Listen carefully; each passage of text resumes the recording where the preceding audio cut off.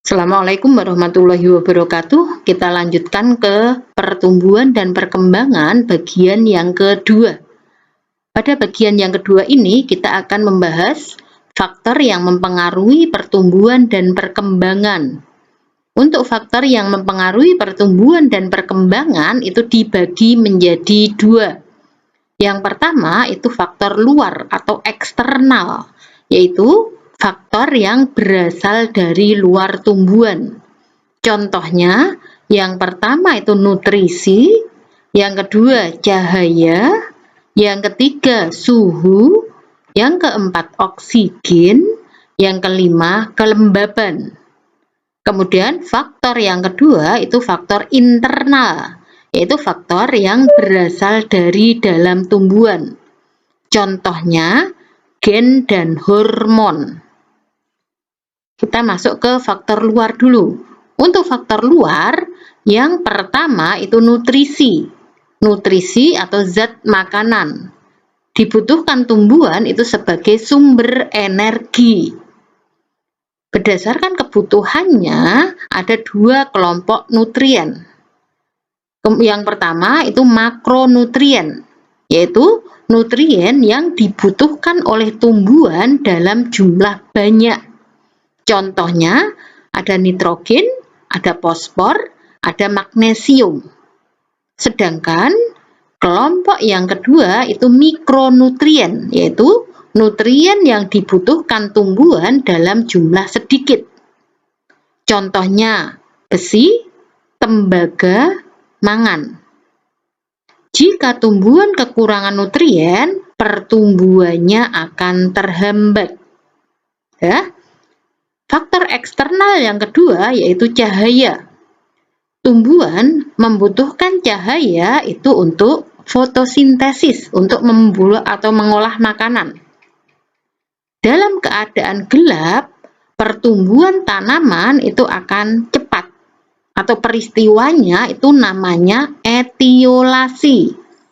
Kenapa bisa cepat? Itu karena adanya hormon auksin yang merangsang pemanjangan sel, di mana hormon ini akan terurai jika terkena cahaya matahari.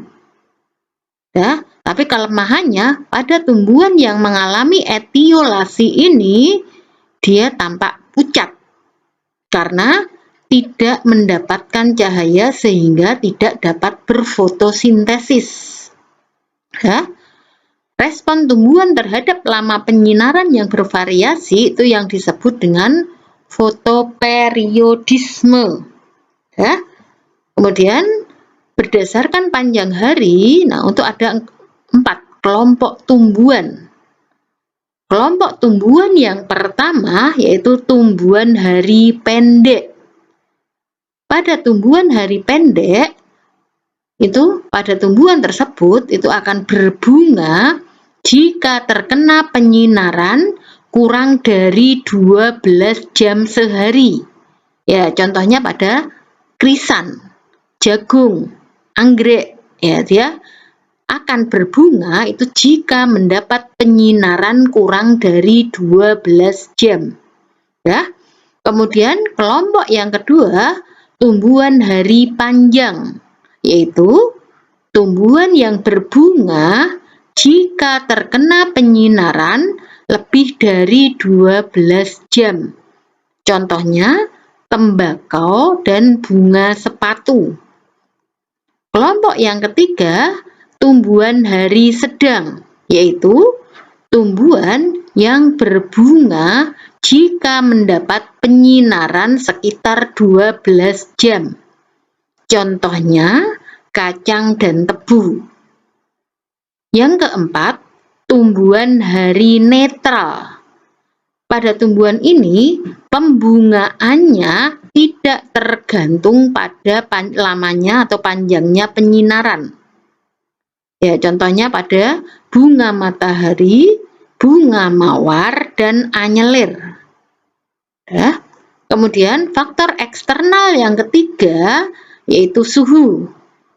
Suhu berpengaruh terhadap kerja enzim. Ya.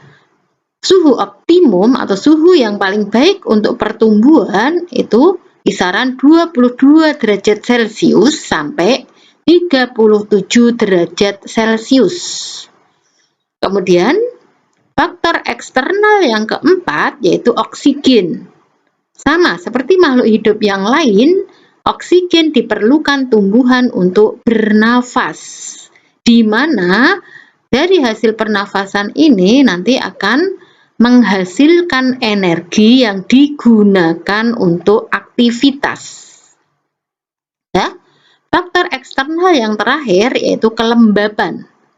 Kelembaban udara mempengaruhi pembelahan dan pemanjangan sel untuk mencapai ukuran maksimum. Kalau tadi faktor eksternal, kita masuk ke faktor internal atau faktor dalam. Faktor dalam yang pertama yaitu gen. Gen bertanggung jawab dalam pewarisan sifat keturunan, karena di dalamnya nanti ada kode genetik. Setiap sel hidup akan mewariskan gen ke keturunannya. Kemudian faktor internal yang kedua yaitu hormon. Kalau di kelas 11 kamu sudah belajar hormon pada manusia, nah di kelas 12 kita belajar hormon pada tumbuhan. Di sini nanti macamnya. Yang pertama itu hormon auksin. Fungsi dari hormon auksin itu merangsang pemanjangan batang. Ya, ini letaknya pada bagian ujung. Kemudian sama di atas tadi sudah dijelaskan, hormon auksin itu akan rusak atau akan terurai jika terkena cahaya matahari. Ya. Kemudian fungsi hormon auksin yang kedua yaitu dominasi apikal. Ya, tadi dikatakan dia letaknya di bagian ujung, makanya menyebabkan pada bagian ujung atau apikal itu pertumbuhannya dominan atau cepat. Sedangkan pertumbuhan lateral atau pertumbuhan ke samping itu terhambat. Ya. Kemudian yang ketiga, hormon auksin itu menyebabkan terjadinya pembengkokan batang ke arah datangnya cahaya matahari. Kita lihat, jika ada cahaya matahari di atas pas seperti ini, nih posisi tumbuhan akan lurus. Tapi kalau kena cahaya di bagian samping seperti ini, ya pada bagian yang terkena cahaya yaitu bagian sini, nah ini pertumbuhannya terhambat. Di sini terhambat, yang bagian sini yang tidak kena cahaya itu pertumbuhannya cepat. Sehingga kita lihat, nah yang cepat di sini ini panjang, lebih panjang. Sedangkan yang kena cahaya ini pendek. Ya, sehingga dia akan membelok ke arah cahaya. Ya, kemudian fungsi hormon auksin yang keempat itu membentuk buah partenokarpi atau buah tanpa biji.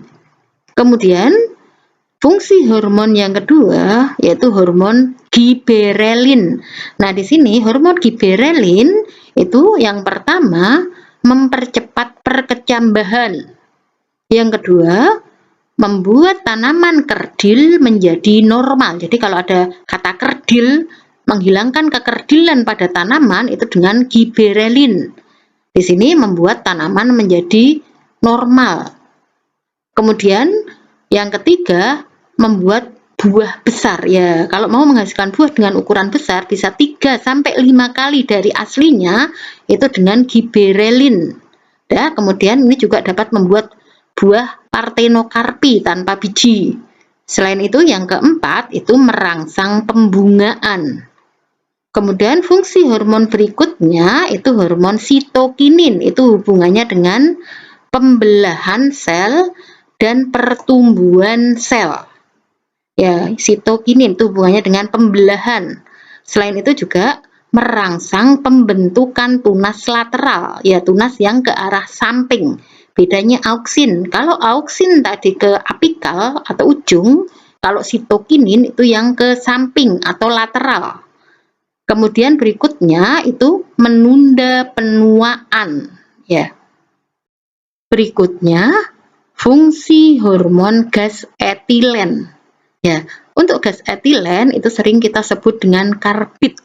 Di sini fungsinya itu merangsang pemasakan buah. Ya, buah cepat masak itu dengan adanya gas etilen. Selain itu, dia juga menyebabkan pertumbuhan batang menjadi tebal sehingga dapat menahan pemanjangan batang. Kemudian, fungsi hormon berikutnya yaitu hormon asam absisat. Di sini itu akan fungsinya itu menghambat pertumbuhan. Ya, pada musim kering, pohon jati menggugurkan daunnya untuk mengurangi penguapan. Itu merupakan fungsi dari hormon asam absisat. Di sini supaya dia tetap bertahan hidup itu dengan mengurangi penguapan dengan menggugurkan daunnya. Selain itu juga dengan menutup stomata. Ya. Kemudian berikutnya asam traumalin. Trauma itu hubungannya dengan luka. Di sini fungsinya itu merangsang pembelahan sel di bagian tumbuhan yang luka supaya tertutup. Ya, contohnya ketika orang menyadap tanaman karet untuk diambil getahnya, nah tumbuhan tersebut akan kembali seperti semula atau lukanya sembuh itu dengan adanya hormon asam traumalin, penyembuh luka. Kemudian hormon yang terakhir yaitu hormon kalin. Kalin itu sebagai merangsang pembentukan organ. Berdasarkan organ yang dibentuk, untuk yang pertama, kalau yang dibentuk itu pada bagian akar itu namanya rizokalin. Ya, rizo itu akar. Kalau yang dibentuk pada bagian batang itu kaulokalin. Kaulo itu batang. Yang ketiga, kalau yang dibentuk itu pada bagian daun itu namanya filokalin. Sedangkan kalau yang dibentuk itu pada bagian bunga, bunga itu antokalin atau nama lainnya florigen. Ya, terima kasih. Wassalamualaikum warahmatullahi wabarakatuh.